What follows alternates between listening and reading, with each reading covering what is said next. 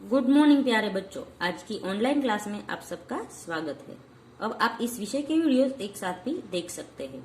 इसके लिए वीडियो के नीचे मेरी चैनल का नाम है, तो चैनल में जाएंगे और प्लेलिस्ट में जाएंगे तो इस विषय के वीडियोस एक साथ देख सकेंगे। तो बच्चों, आज के वीडियो में हम सीखेंगे हिंदी कक्षा 8 द्वितीय सत्र का काव्य नंबर 5 दोहे।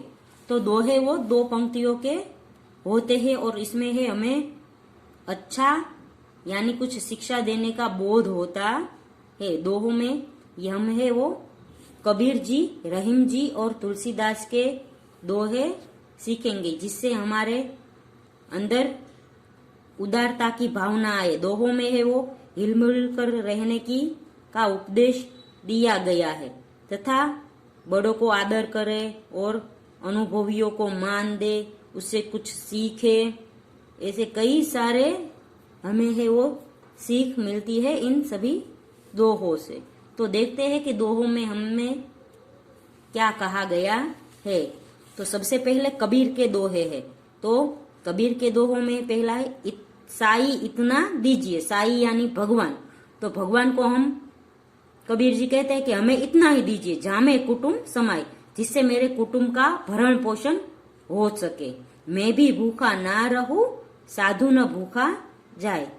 तो कबीर जी कहते हैं कि हे भगवान, मुझे सिर्फ इतना ही धन दो जिससे मैं अपने कुटुंब का भरण पोषण कर सकूं, अपने परिवार का पेट भर सकूं, और मैं भी भूखा ना रहूं, और साधु यानी हमारे घर पे जो भी आए, अतिथि हो साधु हो, वो भी हमारे घर से कभी भूखा न जाए। हमें सिर्फ इतना ही धन दीजिए। कबीर जी को ज्यादा धन की लालसा नहीं है कि मेरे घर में मोटर हो, गाड़ी हो, एसी हो, ऐसी कोई भी कामना कबीर जी नहीं करते। कबीर जी सिर्फ इतना ही कहते हैं कि मैं सिर्फ इतना, हमें धन चाहिए कि मैं अपने परिवार का पेट भर सकूं और जो हमारे घर में आए अतिथि उसका भी पेट भर सकूं। यानी इसमें कबीर जी कहते हैं कि ज्यादा धन की लालसा ना कीजिए। दूसरा है बिना विचारे जो करे सो पाछो पछताए, काम बिगड़े आपनो जग में होत हसाए। तो बिना सोचे विचारे यानी जो लोग हैं वो बिना सोचे समझे कुछ कार्य कर देते हैं, ऐसे ही वो बाद में है वो पछताते हैं। पाछो यानी बाद में वो पछताते हैं। और अपना काम बिगाड़े आपनो यानी अपना काम भी बिगड़ता हो, और जग में होत हसाई यानी जग में हसाई भी होती है, यानी जग हम पर हंसता भी है। जो लोग है बिना सोचे समझे कार्य करते हैं वो बाद में पछताते हैं और उसका काम भी बिगड़ता है और सारे लोग है वो उस पर हंसते भी है। इसलिए कवि इस दोहे के द्वारा शिक्षा देते हैं कि हमें है वो कभी भी सोचे समझे बिना कुछ कार्य नहीं करना चाहिए। हमें वो हमेशा सोच समझ कर ही कार्य करना चाहिए। तीसरा दोहा है कबीरा खड़ा बाजार में मांगे सबकी खैर, ना काहू से दोस्ती ना काहू से बैर। यानी कबीरा यानी कबीर जी बाजार में खड़े हैं, यानी दुनिया रूपी बाजार में खड़े हैं और मांगे सबकी खैर यानी सबकी खैरियत यानी सबकी अच्छाई मांग रहे हैं। ना काहू से दोस्ती यानी कबीर जी कहते हैं मुझे से कोई दोस्त, मेरा कोई दोस्त नहीं, और ना काहू से बैर, मेरी किसी से दुश्मनी भी नहीं। तो कबीर जी है वो दुनिया रूपी बाजार में खड़े होकर कहते हैं कि मैं सबकी खैर यानी सबकी है वो कुशल मंगल चाहता हूँ, क्योंकि मुझसे मैं किसी का दोस्त भी नहीं और मैं किसी का दुश्मन भी नहीं। यानी इससे हमें ये शिक्षा मिलती है कि हमें है वो सबको दुश्मन भी नहीं मानना चाहिए, सबको दोस्त भी नहीं मानना चाहिए। सब लोग है वो हमारे जैसे ही है, यानी हमें है वो सबको खैर यानी सबकी कुशल मंगल कामना करनी चाहिए, क्योंकि हम है किसी का बुरा नहीं सोचना चाहिए। फिर आगे है रहीम के दोहे।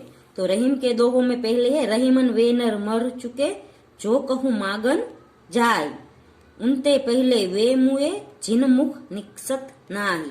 तो रहीम जी कहते हैं कि वे नर यानी वे मनुष्य मर चुके हैं। कौन से मनुष्य?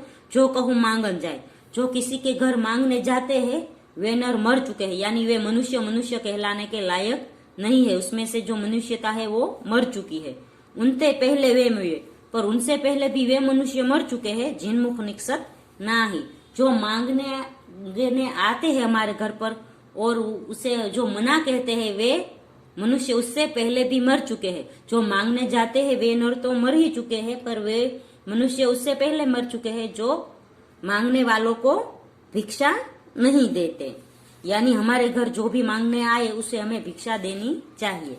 आगे का दोहा है, जो रहीम उत्तम प्रकृति का करी सकत कुसंग। એટલે કે जो रहीम जी कहते हैं जो जिसका प्रकृति यानी जिसका आचरण उत्तम है यानी बहुत अच्छा आचरण है, का करी सकत कुसंग, तो उसकी बुराइयां कुछ बिगाड़ नहीं सकती। वो बुराई के साथ रहकर भी उसका कुछ नहीं बिगड़ सकता क्योंकि उसका आचरण अच्छा है। तो चंदन विष व्यापत नहीं लपटे रहत भुजंग।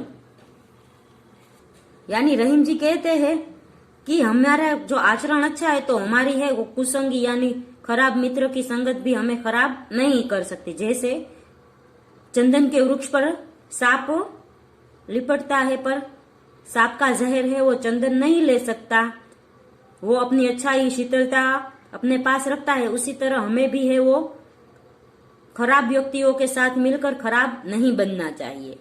आगे का दोहा है, बड़े बड़ाई ना करे बड़े न बोले बोल, रहीमन हीरा कब कहे लाख टको मेरो मोल।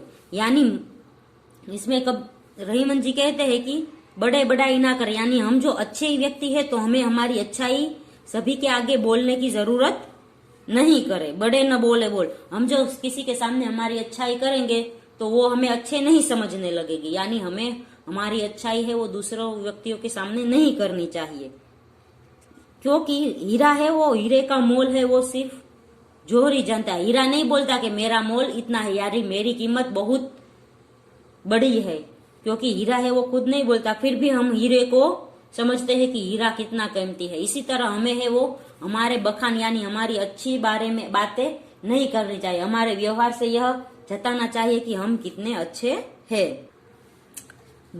फिर है तुलसी के दोहे। तुलसी का पहला दोहा है, आवत ही हर्षे नाही नैनन नहीं सहने, तुलसी वहां न जाइए कंचन बरसे में। यानी आवत ही हर्ष नहीं, यानी हम जिसके घर जाते हैं उसके दिल में हमारे प्रति खुशी ना हो। हम किसी के घर जाए और हमें वो गुस्से से बुलाए, उसके मुख पर हमें हमारे आने का व्यवहार अच्छा ना हो, अगर हम उसके घर जाए तो नैनन नहीं सने, उसके नैनों में यदि स्नेह ना हो, तुलसी वहां न जाइए। यानी तुलसी कहते हमें वहां नहीं चाहिए जाना चाहिए। जिस घर में हमारा आदर सत्कार न हो हमें वहां नहीं जाना चाहिए। भले ही कंचन बरसे में, भले ही हमें उसके घर में जाने से बहुत ही लाभ हो, पर हमें उसके घर में नहीं जाना चाहिए, क्योंकि वो हमें अच्छी तरह से बुलाते नहीं, हमारा ख्याल नहीं रखते, हमारे दिल में उसके दिल में हमारे लिए प्रेम नहीं, तो हमें उसके घर में नहीं जाना चाहिए। भले ही हम उसके घर में जाए और हमें कितना भी लाभ हो, फिर भी हमें उसके घर में नहीं जाना चाहिए।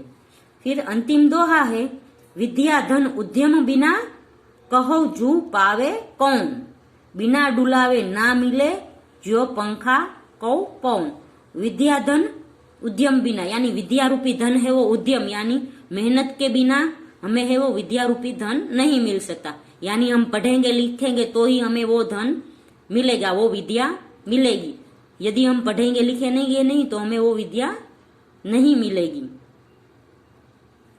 बिना डुलाए ना मिले जो पंखा को पौन। पहले के पंखे आते थे वो जो हाथ हिलाने से चलते थे। आपके बड़ों को पता होगा कि पहले के पंखे ऐसे आए थे जो हाथ हिला के हम है वो पंखा की हवा खा सकते थे। त्यार के जैसे अभी के जैसे पंखे नहीं थे कि हमें चाप दबी और पंखा चालू हो गया और हवा मिल गई। पहले के पंखे ऐसे थे जिससे हमें हाथ हिलाना पड़ता था, हाथ हिलाएंगे तो ही हमें गर्मी में हवा आएगी। तो ऐसे ही तुलसीदास जी कहते हैं कि हमें जो विद्या रूपी धन पाना है तो हमें मेहनत करनी ही पड़ेगी, क्योंकि मेहनत करके हम पंखा हिलाएंगे तो ही हमें हवा आएगी और गर्मी दूर होगी। वैसे ही हमें है वो विद्या को पाना है तो मेहनत तो करनी पड़ेगी, बिना मेहनत के हमें कुछ नहीं मिल सकता। तो बच्चों, पहले दोहे में हमें सीख मिलती है कि हमें भगवान से ज्यादा धन की इच्छा नहीं करनी चाहिए। दूसरे दोहे में हमें सीख मिलती है कि हमें जो कुछ काम करना है वो सोच विचार के करना चाहिए, सोचे बिना कुछ कार्य नहीं करना चाहिए। तीसरे दोहे में कहा गया है कि हमें है वो सबकी खैर यानी सबकी कुशल मंगल की ही कामना करनी चाहिए। फिर तो रहीम जी के पहले दोहे में कहा गया है कि हमें जो हमारे घर कोई मांगने आए तो हमें है वो मना नहीं करना चाहिए। फिर दूसरे दोहे में कहा गया है कि हमारी जो चारित्र अच्छा हो, आचरण अच्छा हो, तो हमारे साथ कितने भी खराब व्यक्ति हो तो हमें वो बिगाड़ नहीं सकते। फिर तीसरे दोहे में कहा गया है कि हमें हमारी बड़ाई खुद नहीं करनी चाहिए। फिर तुलसीदास के पहले दोहे में कहा गया है कि जहाँ जिस घर पे हम जाए और हमारा आदर सत्कार ना हो, हमें वहां उसके घर में नहीं जाना चाहिए, भले ही वहां जाने से हमें कितना भी लाभ हो। और अंतिम दोहे में कहा गया है कि हमें है वो विद्या अगर प्राप्त करनी है तो हमें मेहनत करनी पड़ेगी, मेहनत किए बिना विद्या नहीं मिल सकती। तो बच्चों यहाँ पर दोहे खत्म होते हैं। अगले वीडियो में हम इसका अभ्यास सीखेंगे। तब तक के लिए गुड बाय, टेक केयर।